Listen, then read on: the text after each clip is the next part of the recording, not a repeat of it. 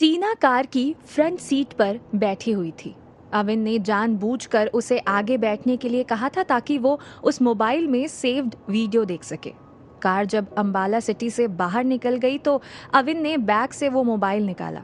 वो मन ही मन सोच रहा था, क्या होगा इस वीडियो में और उसका मॉम से क्या लेना देना है। उस लेटर में मुझे मॉम को साथ लाने को क्यों कहा है। इन्हीं सब सवालों के साथ उसने वो वीडियो प्ले किया। उस वीडियो क्लिप में खुद को सनशाइन रेस्टोरेंट के बाहर खड़ा देख वो बुरी तरह से शॉक्ड हो गया।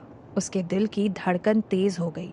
उसने वो वीडियो पूरा देख लिया था पर वो अभी भी शॉक्ड था। वो मन ही मन बोला, तो कामेश कोठारी अब मुझे ब्लैकमेल कर रहा है। मेरे दिमाग में ये क्यों नहीं आया कोठारी सनशाइन रेस्टोरेंट की सीसीटीवी फुटेज पे निकाल सकता है। ये तो बहुत बड़ी प्रॉब्लम हो गई। मॉम को लेकर मैं अगर उसे गैलेक्सी होटल में नहीं मिला तो वो कहीं से भी मुझे ढूंढ निकालेगा। क्या करूं मैं अब। तभी टीना ने पीछे मुड़कर देखा। अविन का ध्यान उस तरफ बिल्कुल भी नहीं था। टीना ने उसे परेशान देख पूछा, अविन क्या हुआ? जब से वो आदमी तुम्हें बैग देकर गया है तुम बहुत परेशान लग रहे हो। अविन ने टीना की आवाज सुनी और उसका ध्यान उसकी तरफ गया। उसने हकलाते हुए टीना से कहा, नहीं तो मैं तो अभी तक यही सोच रहा हूँ कि आखिर ये मेरे कौन से दोस्त ने मजाक किया है। टीना ने हंसते हुए कहा, तुम जितने अजीब हो उतने ही अजीब तुम्हारे दोस्त भी हैं। मैं तुम्हारी जगह होती तो अभी तक मेरे सारे दोस्तों को कॉल कर इसके बारे में पता लगा लिया होता। अविन टीना की बात सुन मन ही मन हंस दिया। उसके मन में अभी भी वो लेटर वाली बात घूम रही थी।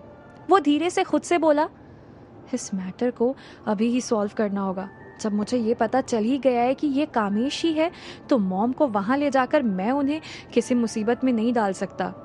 तभी अविन ने ड्राइवर को कार रोकने को कहा, प्लीज स्टॉप हियर, यहाँ रुको। ड्राइवर ने अविन की बात सुनकर सडनली ब्रेक लगाकर कार रोक दी। कार बहुत स्पीड में थी। वो आवाज कर थोड़ा आगे जाकर रुक गई।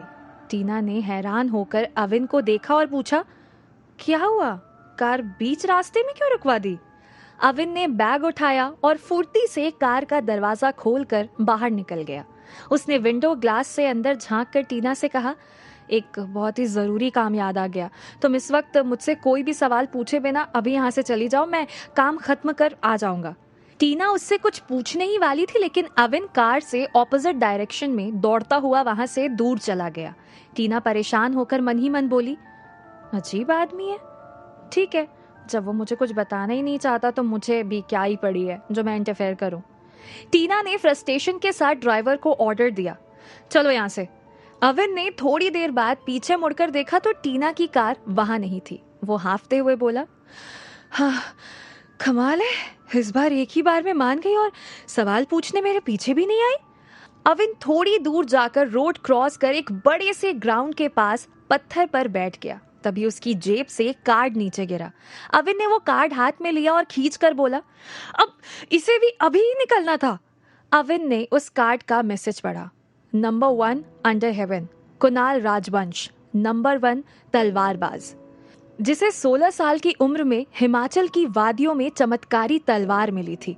उसके बाद वो कुछ सालों तक किसी को नहीं दिखाई दिया और फिर अंबाला में आकर रहने लगा।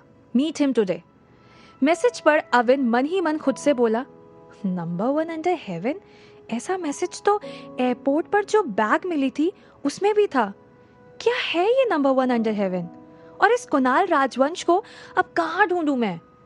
अविन ने अपना सिर पकड़ लिया और परेशान होकर इधर उधर देखने लगा। उसके सामने कुछ दूरी पर ग्राउंड की फेंसिंग के बाहर 2 लड़के खड़े थे।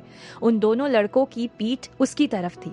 वो दोनों लड़के मैदान के पास बनी हुई बिल्डिंग की तरफ इशारा कर कुछ बातें कर रहे थे।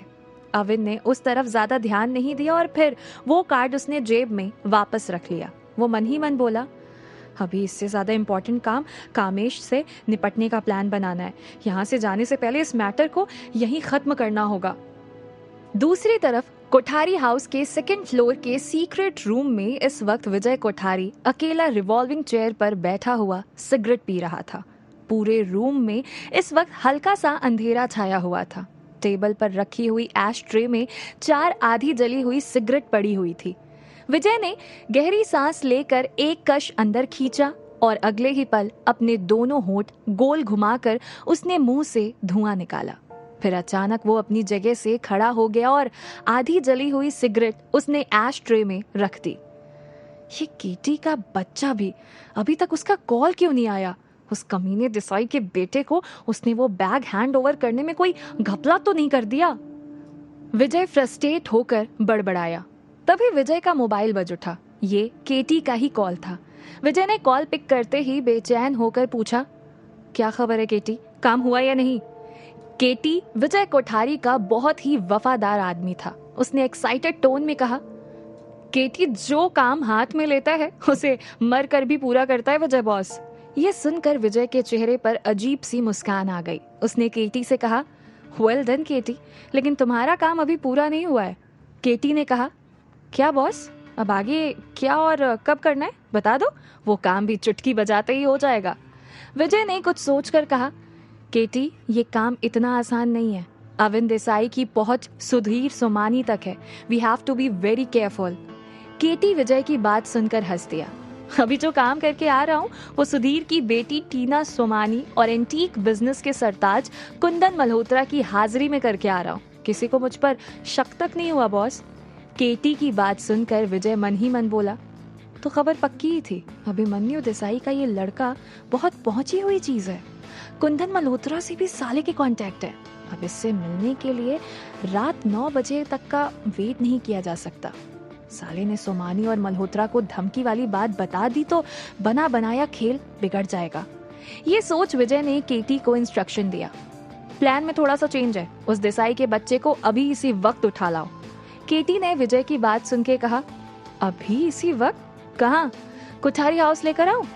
विजय ने कहा, नहीं, उसे फार्म हाउस वाले बंगले पर लेकर आना, मैं तुम्हें वहीं मिलूंगा। केटी ने कहा, ठीक है, आपका ये काम भी हो जाएगा। विजय ने उससे पूछा, कितनी देर में हो जाएगा? केटी ने विजय का कॉल होल्ड पर रखा और फिर उसने अपने मोबाइल में कुछ चेक कर विजय से कहा, उसकी बैग में रखा लोकेशन डिटेक्टर डिवाइस उसके अंबाला में सेंट जॉर्ज स्कूल के पास होने की लोकेशन डिटेक्ट कर रहा है, तो उसे वहां से उठाकर फार्म हाउस तक लाने में 1 घंटा तो लग ही जाएगा।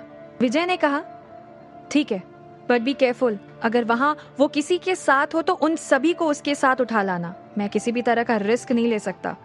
डोंट वरी बॉस, काम हो जाएगा। केटी के ऐसा कहते ही विजय ने कॉल कट कर दिया। वो तुरंत ही अपने फार्म हाउस की तरफ जाने के लिए निकल गया। वहीं इसी वक्त सेंट जॉर्ज स्कूल ग्राउंड के पास बैठे हुए अविन का फोन बजने लगा।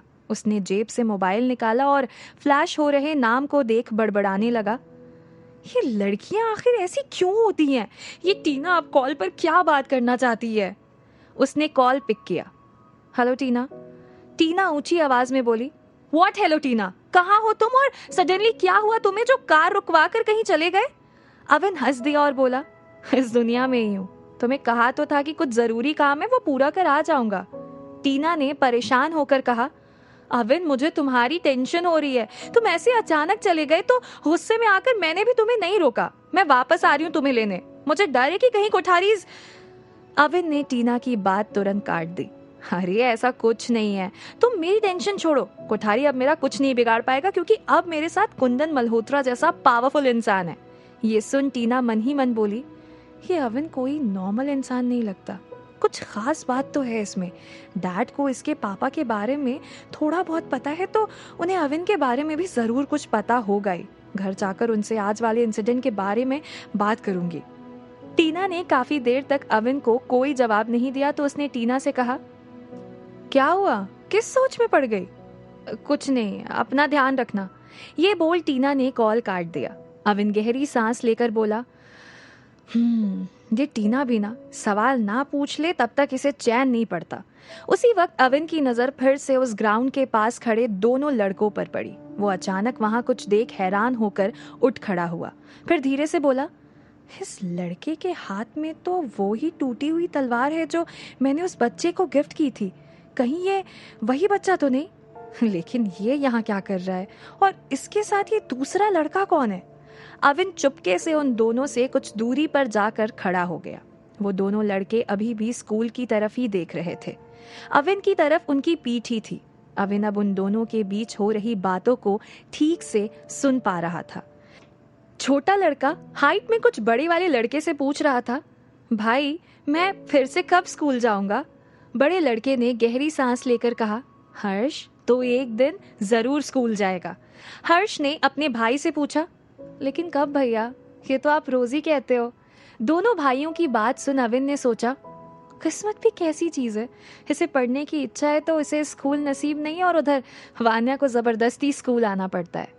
तभी हर्ष ने बड़े भाई से कहा, भाई आपकी ये तलवार मुझे जिसने दी ना वो टीचर है, उसने मुझे ये कार्ड भी दिया। हर्ष के बड़े भाई ने उससे अविन का विजिटिंग कार्ड लिया और उसका नाम पढ़ धीरे से बोला, ये तो दिल्ली में रहता है, यहाँ का होता तो उससे जरूर बात करता। अविन को रियलाइज हुआ कि हर्ष के भाई का एक हाथ नहीं है। उसके शर्ट की लेफ्ट साइड की स्लीव हवा में झूल रही थी। वो मन ही मन सोचने लगा, ये लड़का मुश्किल से 20-22 साल का होगा। ऐसा क्या हुआ होगा इसके साथ कि इसका एक हाथ ही नहीं है? भगवान भी कैसे कैसे खेल खेलता है। तभी हर्ष के भाई ने उससे कहा, हर्ष अब चल यहाँ से, अभी रात के खाने का इंतजाम भी करना है।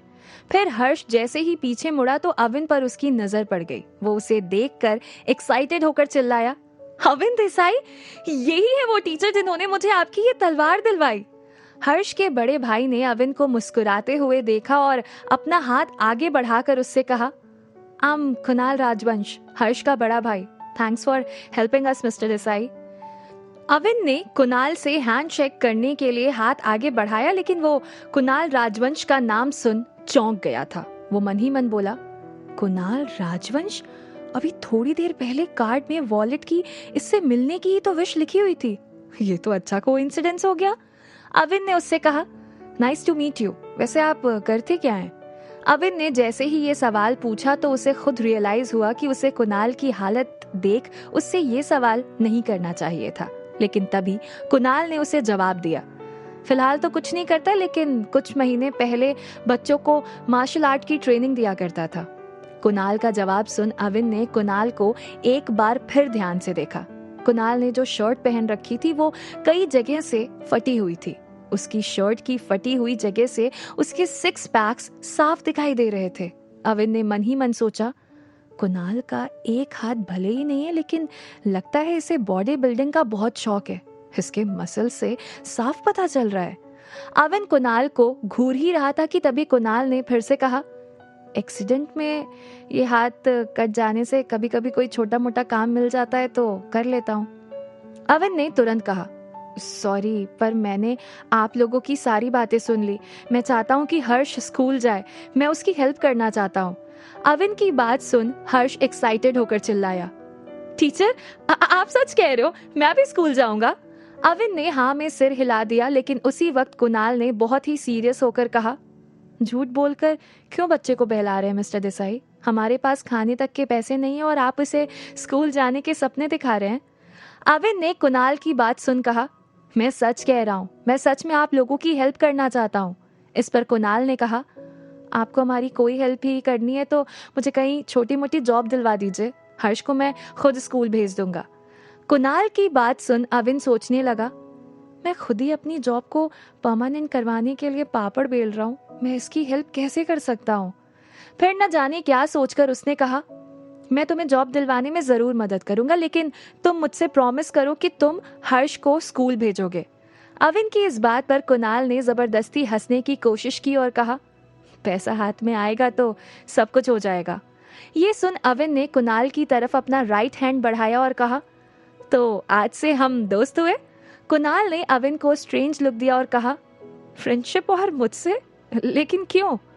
अविन ने कुणाल के कंधे पर हाथ रखा और कहा, हाँ मैं तुमसे ही कह रहा हूँ, दोस्ती के लिए किसी कारण की जरूरत थोड़ी होती है। उसी वक्त वहां अविन के सामने ब्लू कलर की सेडान आकर रुकी। उस गाड़ी में से जो आदमी बाहर निकला उसे देख अविन चौंक उठा। वो जोर से चिल्लाया, ये तो वही है जो मुझे बैग देकर गया था। देखते ही देखते केटी के साथ आए आदमियों ने अविन, कुणाल और हर्ष को घेर लिया था। केटी जोर से चिल्लाया, इन तीनों को पकड़ गाड़ी में डाल दो। क्या होगा आगे? कैसे निपटेगा अविन विजय कोठारी के गुंडों से?